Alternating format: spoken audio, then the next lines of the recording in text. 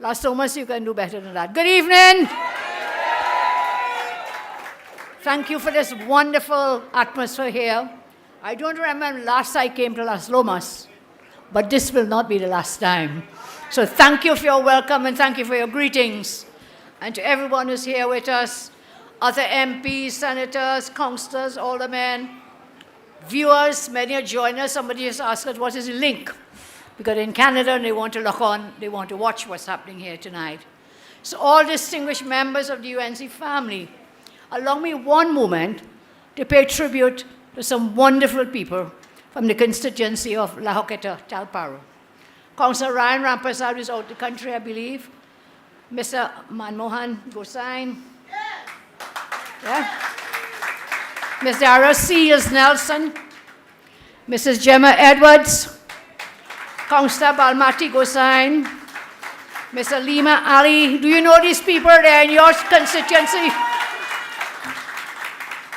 Mr. Dio Bandu, Mr. Paul Bandu, Mrs. Barbara Ragbear, Mr. Kenny McIntyre, and his wife looks like the queen tonight. Welcome again. Ms. Maria Julian, Mr. Nanvit Budai, Councillors John Lizama, and others who are here. Again, I say good evening. And I'm very happy to be with you here in Las Lomas, in the constituency of La Joqueta, Talparo. And tonight, let us pay tribute to and hail out the first 3 winning candidates for the United National Congress. I'm doing this in alphabetic order. So for Baratara Sanwan is MP Saddam. For Shogunas East, the one and only Vandana. And first time on the hustings, the one and only Dr. Michael Dowlett for San Fernando West. So we've only just begun on the road to victory. We will continue our streaming, screening, and for some people it's like about screaming as well. But when we finished that exercise, we left the headquarters on Friday night. What time was it?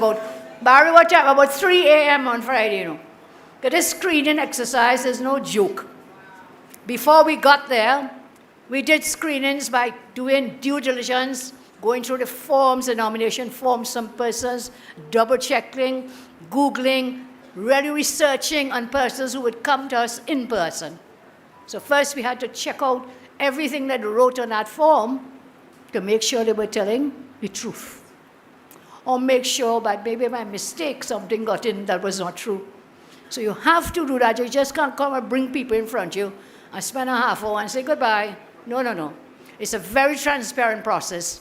And as I say, we also interview all the executives for each constituency, and then we do the in-person.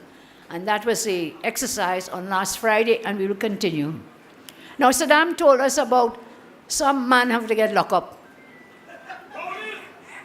I want to tell you some women will have to get locked up too. Because there's so much that is wrong and so much that is happening. And tonight I will be a little more serious with you. Because whilst we acknowledge the $3 billion they cannot account for, while they cannot find the monies JJ spoke about tonight, that was the PTSD money, and much other. Tonight I'm going to give you another story of millions of dollars that cannot be accounted for. So bear with me. Take me step by step, go with me and stay with me. We still have the love, we still have the jokes, but this is a very, very serious matter. And some more man and woman will have to get locked up for these millions missing. So let me tell you about Tiffin at the new terminal construction at the Robinson Airport in Tobago. The PNM government put out back for tender, re-tendered the construction of the new terminal and works at the Robinson Airport in Tobago on July 11, 2019. So they had it out before, pull it back. You know about these things, Mr. Warner. You know about these things. They pull it back. And then they went back out, say, okay, everybody apply. Re-tendered July 11, 2019 to select the relevant contractors. The construction tender program was made up of, comprised the following projects. Preparatory work, including engineering studies. B, design, construction, and commissioning as follows. Package 1, the new terminal building.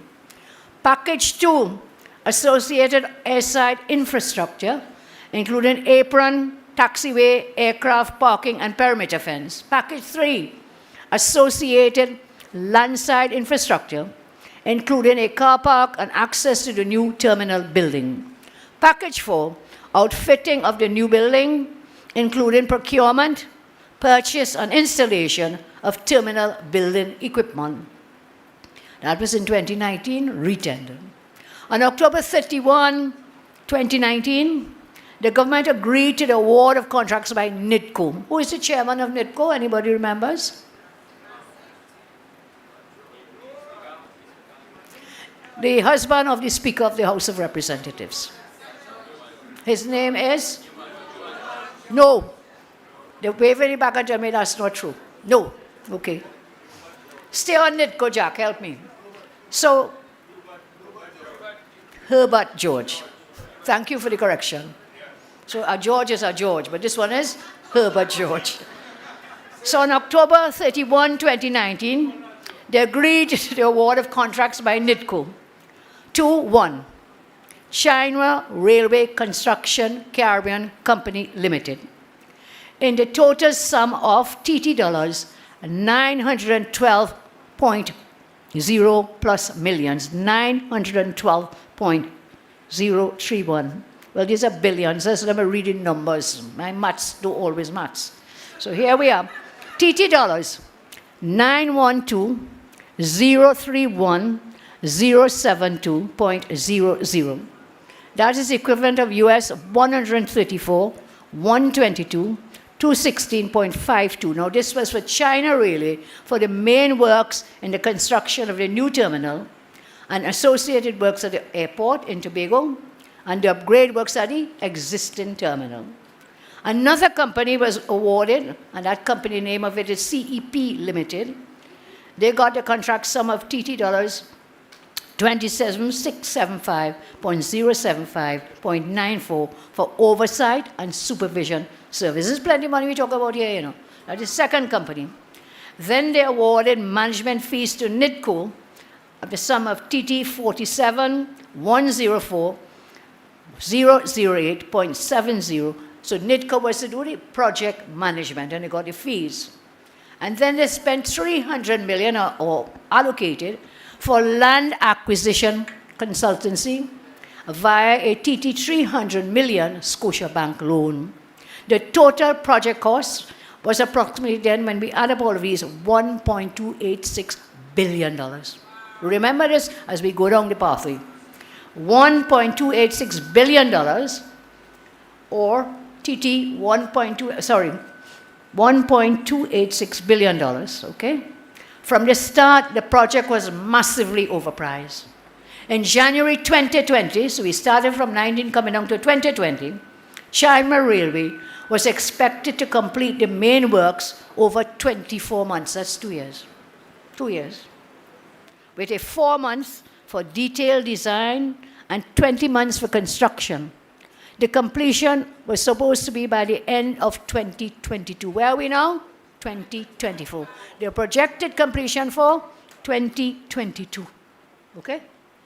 The project has experienced many delays, which has resulted in multi-million-dollar claims. We are now, as we say, December 2024. The project is 2 years behind time. And then when we look at the Guardian report, November 8, 2024, just a short while ago, the headline was, Tobago Airport set to open earlier than expected. 2 years later, you're now boasting you're going to open it earlier than expected. You're already 2 years behind time.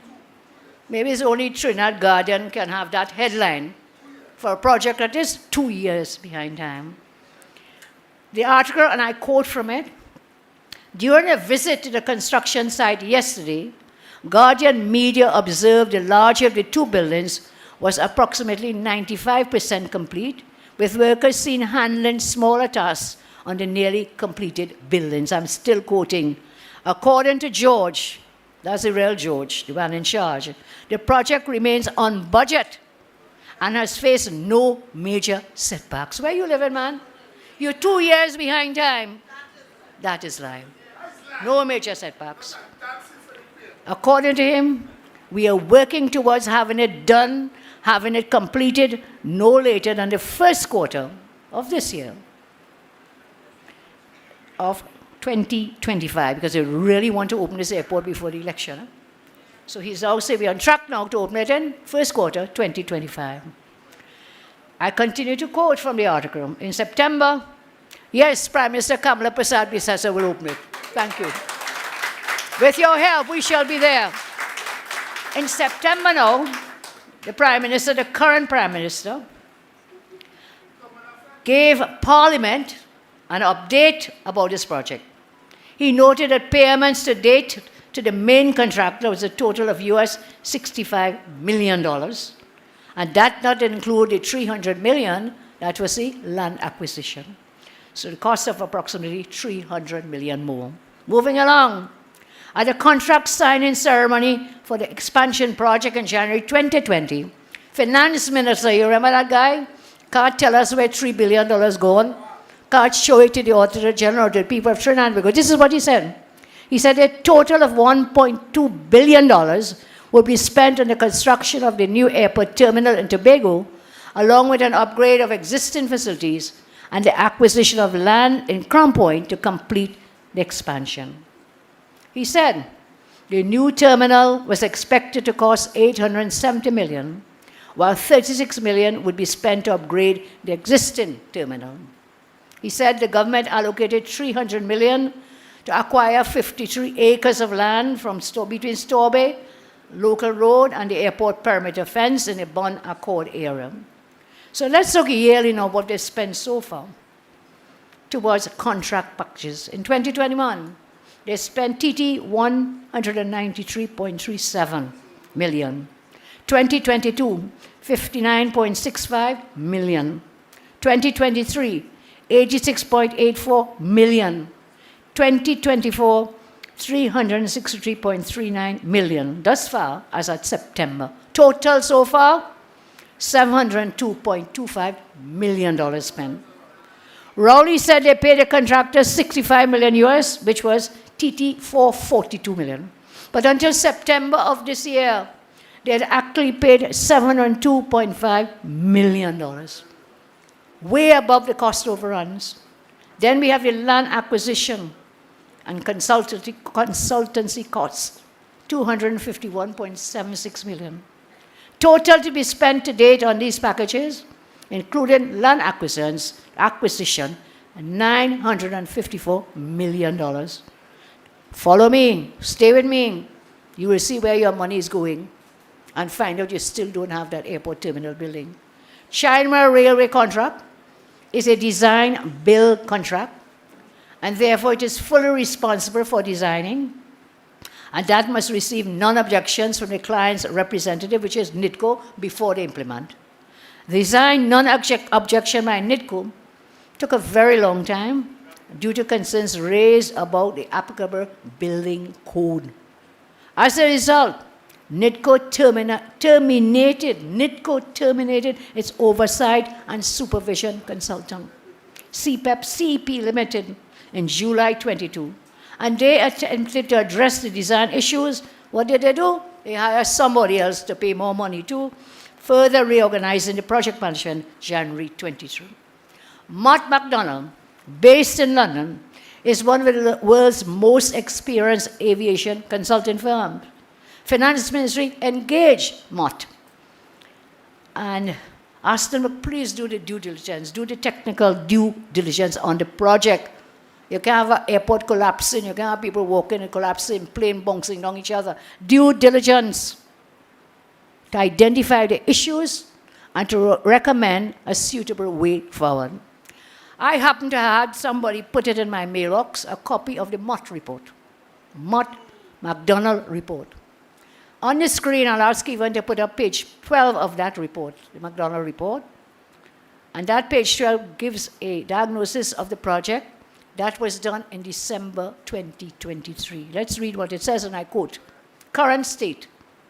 As of December 2023, When the prelim assessment was carried out, the project had experienced a cost overrun by 26% of the original contract price, and the delay of project completion date by 131% delay due to the original contracted time. On the basis of the information received, we conducted further data analysis. And this is a Mott reporter, not Kamla, not one of us here. This is a Mott report, one of the world-renowned companies in this field. So they said they conducted further data analysis to identify issues which have harmed the project. It continues, in summary, 3 main issues emerge as the most significant factors impacting the project's progress. Lack of balance between control and risk allocation, coupled with deficient risk management by all parties. These issues point to a lack of experience in terms of managing turnkey contracts and almost non-existent previous airport construction and commissioning experience. Now, this is a firm that the Rowley government hired people. And they're telling us that they had hired people who have no experience in airport construction to do the job. This is what the Mott report, Mott MacDonald is telling us. And they want to talk about Piarco Airport. Hey, by the way, last time I spoke to you about airport and trips, I told the Prime Minister has traveled and stayed out of Trinidad and Tobago for 370-something days. We have updated that. It is now reading at 407 days out of the country. 407 days out of the country. And that is what? More than a year. And so when they come to you promising, whoever comes promising to you, remember this. What they could not do in 9 years, they cannot do in the 9 weeks before the general elections go. So don't get chained up and don't get fooled. Don't get fooled. So Mott MacDonald is saying they hired people with no experience in airport construction. Secondly, Mott MacDonald is telling us lack of proper contract incentives to achieve objectives. These issues point to a deficient drafting of the contractor's structure and the failure to consider the main objectives of the project. Third part of the diagnosis, I continue to quote, claims resolution, amongst others. Structural design. It points to lack of effective program management, project management, impacting the past and weighing heavily on the way forward. What does this mean? I still quote, what they've just said means NIDCO has failed to manage the project properly. Other issues that they raised for us.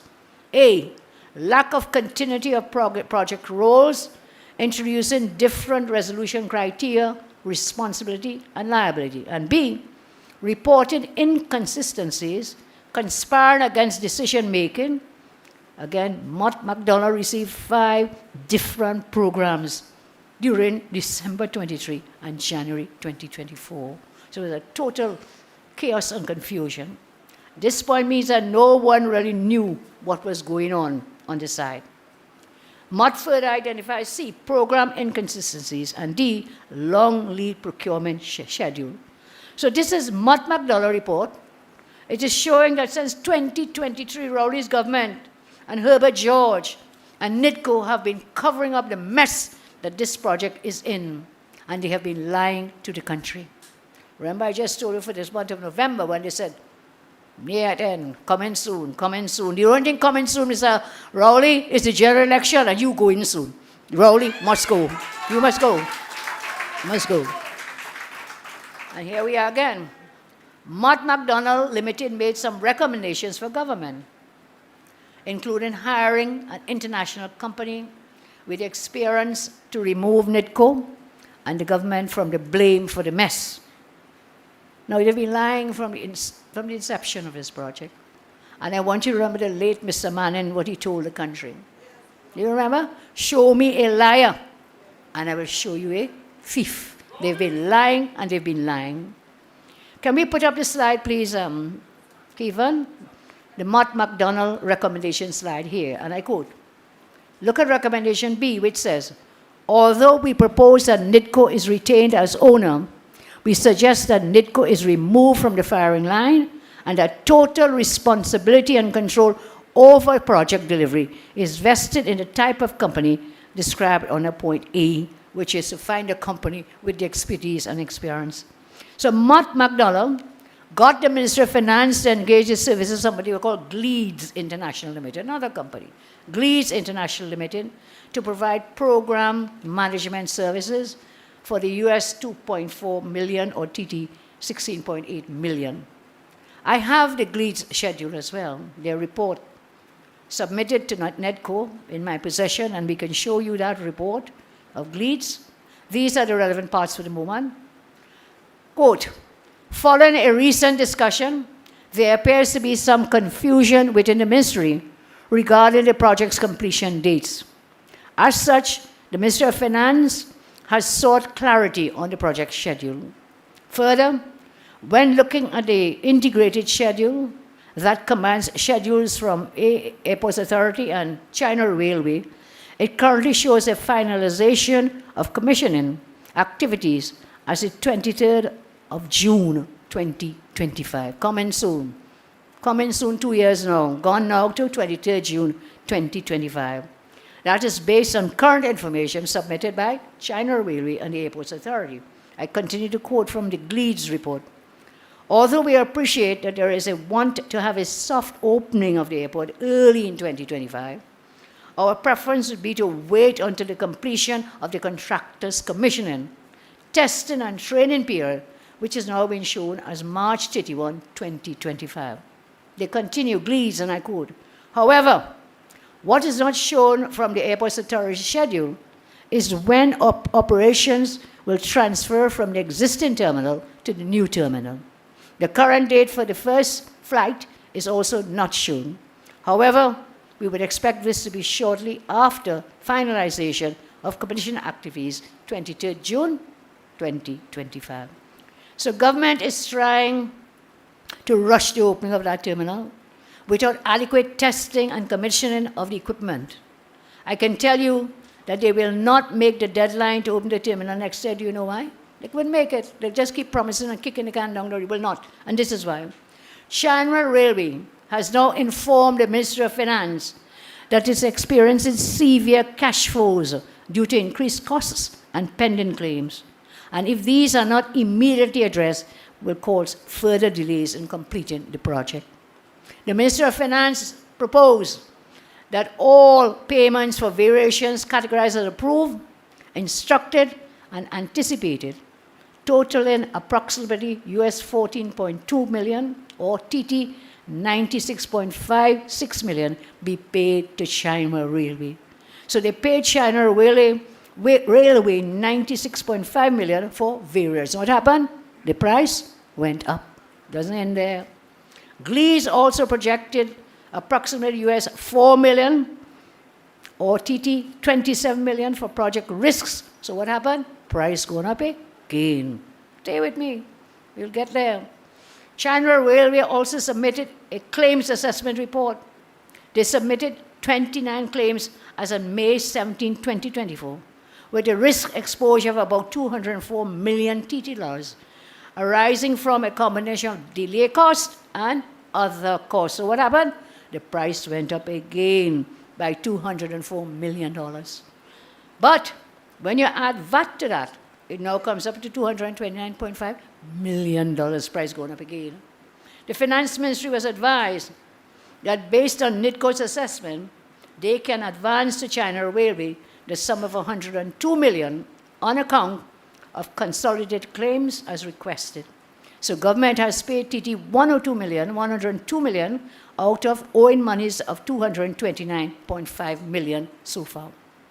In July 2023, NITCO awarded another company, Acuitas Caribbean Facilities Management Company, a contract to provide FIDIC, engineer employers, representatives, construction supervisor for what? 11.5 million to replace a former company that hired the CP Limited. What happened?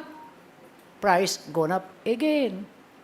Just like your food bill going up in the grocery, every day. Just like your electricity rates will go up, should they win? That's like, just like your water rates will go up, they are just about up, while they take a big back pay and a big salary increase. I was told that it fired the SEP company, CP, because SEP was not rubber stamping the approvals on testing because the work was failing to meet specifications. They were not rubber stamping. So instead of doing the work properly, NITCO turned around and fired CP Limited because CP wasn't turning a blind eye to the poor quality work. In May this year, 24, NITCO extended the service of its airport technical advisor, Zabir, at a total cost of US $776 million plus, or TT, over $5 million for the period August 1, 22, March 31, 2024, and April 1, 24 to December 25. What happened? The price went up again. Concerning land acquisitions, NITCO engaged the services of ACQ and Associates and was further granted extension to a total cost of 22.6 million TT and the outstanding payments of about TT 1.8 million, which is over the approved budget. And guess what happened? The price went up again. NITCO has been paid a total of 45 million TT dollars in management fees, but due to delay with completion of the project, a lump sum payment of 10 million to NITCO under extension of time was given. Guess what? The price went up again. If it's one thing we want to remember tonight from all these facts and details, is the price kept going up over and over and over again. Who's going to pay that? You. The taxpayers will have to pay that. They're not paying that from the $1 million back pay and salary increase. That has come out of your pocket. So when we add up all these cost overruns on this project, let's take it. The claims assessment from China Railway, delay days, 1,127 delay days. Delay costs, 118,312,488.95 TT millions of dollars. Other costs, another $85 million. Total costs without VAT, 204.2 million, and then with the VAT, 229.7 million. Greece International is not finished yet. TT 16.8 million. Undetermined risks to be assessed, TT 34 million. Approved, instructed, anticipated variations, 96 million. Continuing acuitas, TT 11.5 million. Zabir, 2005 SL, TT 5.2 million. ACQ, TT 27.2 million. NITCO, TT 10 million. Total overruns thus far is $431 million. $431 million. And it's not over yet. It's not finished yet because they're still there. It's not over yet. The total estimated cost of this project was $1.2 billion. But because of all these cost overruns thus far, they are $431.16 million over budget. Over budget. The project, from being a cost of 1.28 billion TT, has now escalated to a new cost of 1.7 billion TT dollars. 1.7. And look at that building. How does that cost that amount of money? Anybody see the building they're putting up in Tobago? Anybody went to Tobago recently? Have you seen the building? It's up on the screen. It's up on the screen. Take a look. How that cost that kind of money? $1.7 billion. It is less than half the size of Trin City Mall. Yes. Half. $1.7 billion. But remember just last month, Chairman of NITCO, Herbert George, he told The Guardian, and they could put it up again, according to George, the project remains on budget and has faced no major setbacks. So they're lying to you, they're lying to the country, and according to Mr. Manning, show me a liar, I'll show you a thief. So, Mr. Rowley and Mr. George have questions to answer. Why are they lying to the country about this project, saying it's on budget, when they're almost $500 million in cost overruns, and it's not finished? In addition to the main works, the design of the new terminal must be in accordance with minimum design specs detailed in the IATA report, Development Reference Manual 10th edition, optimum level, and must be able to achieve LEED, LEED certification. The project has multiple issues to meet the design specs in this new building. Associated airside infrastructure, including the apron, the taxiway, the aircraft parking. Currently, they cannot get the terminal building up to specs and meet the building codes. I am told that rubber stamping of documentation is going on without proper testing. The work on the apron, taxiway, and aircraft parking areas has not met the design specs because of poor quality aggregates and poor monitoring and testing during the placement of the materials. They will spend over $1.7 billion on an airport terminal extension that cannot meet building codes and testing specs. Anyone who rubber stamps documents without proper testing will find themselves before the courthouse to get their bail copybook stamped. Anyone who's rubber stamping, this is too serious a matter. Too serious a matter. It's an airport, an international airport. They'll have to bring in their bail copybook and get it stamped. Because we will not leave these things alone. We will not. I give you that assurance when you place us back in office, we will track down every cent of taxpayers' money. This government, as I said at the start, cannot account for $3 billion. Was caught by the Auditor General. Now you have another $500 million to account for. This terminal scandal is the biggest theft in the history of this country. This government is thieving all this money and they're still taking pay rise. As the saying goes, I come back, show me a liar, and I'll show you a thief. He lied about not closing down Petrotron, remember? He lied about not introducing property tax, you all remember that? He lied about Emailgate. He lied about going to the president's house to take the police service, the list. Ms. John spoke about it earlier. He lied last week. This man stood in front of the whole nation on a national TV talking about the pay rise from the SRC. And when they asked him, but didn't you tell the country, tighten your belt? He said, he never said that, so he lied about that too. He lied about his own party's internal elections. Now he's lied about the airport in Tobago. Show me a liar, I'll show you a thief. So my friends, I've taken some time with you to go through this, so I want you to understand it. Let's see how they will answer us to where all these billions of dollars have gone. Let's see, they will have to answer. Can't come and just mamagay us and chain us up and P&M winning and everybody else lose. And I think one of the chairpersons tonight made an excellent point when she said, don't take chain up from no small party. Don't take chain up, what she call them, pop-up parties. Is that the word you use? Pop-up parties, just popping out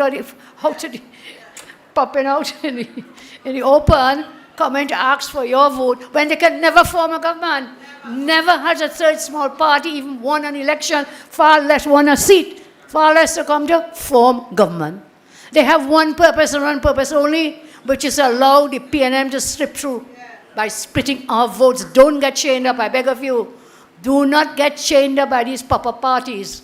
Remember, there's only one party is going to win this election, and that is the United National Congress.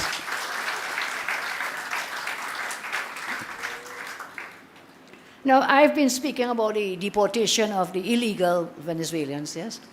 I want to repeat it because there are some people, they're misrepresenting what we mean and how we've said it. We have always called for the state, the government, to implement a clear migrant policy, but they have done no such thing. There are reports of violent crimes being committed daily by illegal Venice against our citizens and against their own citizens as well. Yes? And these criminal migrants are also committing crimes against legally registered, hard-working migrants. We already have a severe problem with local gangs. We don't need migrants committing crimes here. Look at the sampling of stories in the media on crime. From my own constituency, Mr. Winston Thomas, a 69-year-old pensioner, resident in Superior. He was found dead in his car along the Sir Solomon Hocha Highway. He was violently attacked by Spanish-speaking intruders. in his home, way down in my constituency where I find myself in a hotel, beaten, robbed, kidnapped, and murdered. Look at the story. Look at the Express story with his photo. Can you see his photo up on the screen? Yes. A 69-year-old pensioner, beaten, robbed, kidnapped, stabbed in the head, murdered.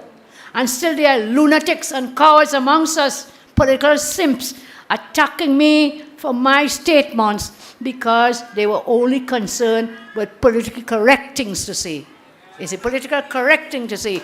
Look, if you commit a crime and you're illegally here, we will send you back home. We will send you back home. And when I made that statement, they want to attack me and say I'm playing Trump. They say Kamla is not Donald Trump. But thank God I'm not Donald Trump. But you have to do the right thing when it's the right thing to do. And therefore, if they're here illegally and you commit a crime, go back home, stand your ground and send them home, send them home. And then they say it's a Trump policy. It has always been the policy of the United States. Regardless of which president was in power, they will send you back home when you commit crimes in their country. That has been happening. I remember I was Prime Minister, Jack may remembers national security. They would send us a list of the deportees of TNT persons who committed crimes up there and say, get back home, go home, don't stay here. So don't let them fool you that I'm trying to play Trump. I'm great enough on my own. Thank you very much. And with your help, I will be greater. With your strength and your courage, and together we can win this thing. I can smell it. I can taste it. Victory is within our grasp. All we have to do is hold together, band together, stay committed and dedicated, because if we do not rescue our country now, you know what's going to happen? We will be worse than Haiti. The ground where we are going, the trajectory is to Haitianize Trinidad and Tobago. We must not stand by and let that happen in our beloved country. We have to stop the Rowley government from now. We have to work together. And so we'll take all the necessary steps. Tonight I say, Mr. Thomas's family has been split forever. What about their pain? They will never see him again. They'll never have another Christmas with him, another birthday, as the case may be. So many people are specialists in saying a lot of airy-fairy words. They feel it sounding nice. And what are they really saying? They're saying nothing at all. They dance around issues, but do not take firm positions to put forward any firm opinion and solution because they are afraid to offend anyone. I am not afraid to offend anyone. If it is, we choose a pathway. If it's the right thing to do, we will take that pathway for our beloved country. If a person is too much of a coward to express an opinion to defend the safety of our citizens, that person is not fit to lead. They're deceiving themselves and all of you. The well-being of TNT citizens, I say, must always come first. All the time, every time, the well-being of the people of Trinidad and Tobago takes priority first. I know my colleagues have spoken about this before, but I want to say something about it, Will. When you listen carefully to the Honorable Prime Minister in that long press briefing he had, and they asked him, Prime Minister said Mr. Hines is not going back for his seat. Well, he kind of waffled a bit. And then eventually he said, well, yeah, his family and whatever. No seat for Hines. And he then said, well, he will still be there with us when we go back into the government. You vote for Rowley and the PNM, you're getting back Hines for the next 5 years. Eh? Understand that, you know. Because even though they're not putting back for the seat, they'll put him where? In the Senate. And next thing you know, next 5 years of this waste of time, Hines. We can't take it. The country cannot take it. As of yesterday, December 1, we had recorded 562 murders for the year. There's an editorial in today's Express, and I think it's up on the screen. Figures from CAPA, branch of police, show that the country has averaged 53 murders for every month in 2024. 53. So if December follows suit, we are looking at a year-end total about 595 and 630. Between 2015 and now, The homicide rate has been about 488 persons a year. That's a total of about almost 5,000 persons, almost 5, dead to date. Most of the victims were in their early 20s, early 30s. These are the children of our country. These are the young ones of our country, between 20s and early 30s. That's the prime of their short lives. After all, about 80% of those, about 5,000 deaths under the watch of this Prime Minister. They are black men murdered in P&M constituencies. So don't come and talk to me about race. Take care of yours first. If you can't take care of your own, who will you take care for? Don't come in this campaign on race and don't get chained up on race. I remember fellow Morgan Jim says, to see grace in every face, not race. Are you anything, Shakespeare's famous? If you cut me, what will you find? The same red blood. The same red blood that flows in all our veins. We are all children of God. Let us stay together and work together. They don't care what people living in their own constituencies, who vote for them every election. The PNM has no incentive to make their strongholds, constituencies, great places to live, because they take those votes for what? For granted. God doesn't even know why the PNM voters, whose loved ones are being murdered and slaughtered in these strongholds, every day they keep putting back the same people in power. God alone knows. Rowley and the PNM's only concern is to make themselves rich and richer, and to make their friends and their family and financiers. He told us, his job is to make the rich richer. Don't ever forget that. Never about improving the lives of ordinary, average citizens in our country. People are fed up with this violence and crime, but nothing will change until the government is voted out. It will not change.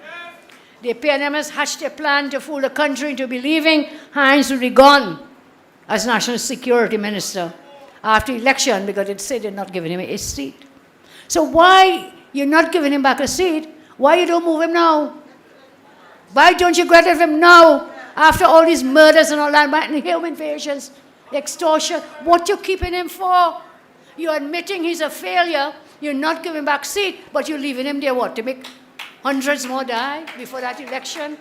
Why has he not moved Hines as the Minister of National Security? If he believes that Hines is good enough for his seat, he doesn't think so. Why still a minister? Why? Every month there's about 53 murders under this government. They can save hundreds of lives between now and the next general election by removing Hines and attempting to put someone else to try. If the PNM wins the next election, I repeat, they will put back Hines as National Security Minister. Don't fool yourself. That is their plan. They will make him a senator, then put him back as National Security. The Prime Minister and Hines are engaged in an election propaganda stunt to try to fool you. But you're smarter than that. You always say, fool me once and twice. You always tell me don't say it because I might mix it up. But you can't fool us every time. And not this time. You're not going to fool us with that foolishness and nonsense. So he's going to put him back. And you will be out there, you'll be signing your own death certificate and those of your loved ones. They're trying to dupe you with the same scheme they use with the utility price increases. I mentioned before, Barry has spoken of it many times. They kept delaying, pushing the can down the road for the water rates, electricity. They just said, how you say, Barry? Hold, Dorothy. Wait, Dorothy, wait. But should they win, sorry, Dorothy, all going up. So make sure they do not win. Don't get tied up. Vote UNC. Make sure Hines is not your next National Security Minister. Make sure. And make sure Rowley is not your next Prime Minister after that election. I ask the good Lord to continue to bless and keep you and your loved ones. We will meet again on Monday. On Thursday, we have the pavement report. It is in Caroni Central. Caroni Central will post up on the various media. So Thursday, Monday night report. And then next Monday, we go into the great constituency of St. Joseph. We'll be doing a town hall. And the topic will be healthcare in Trinidad and Tobago. Health. You would have seen. So, Mr. Diyar Singh, I don't even get back your seat tonight. But whether you get it or not, we are in St. Joseph on Monday next. I look forward to seeing you all there as we deal with healthcare in Trinidad and Tobago. God bless you. Get home safe, everyone. Please get home safe. Thank you. Look at the stars, look how they shine for.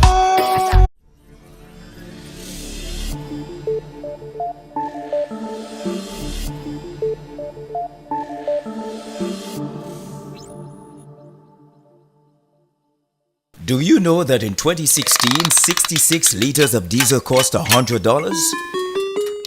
Today, under the PNM, you get 20 liters of diesel for $100. The diesel you paid $100 for under the UNC now costs $327 under the PNM, which directly affects the cost of food, transport, and services. Guess who I'm voting for next time?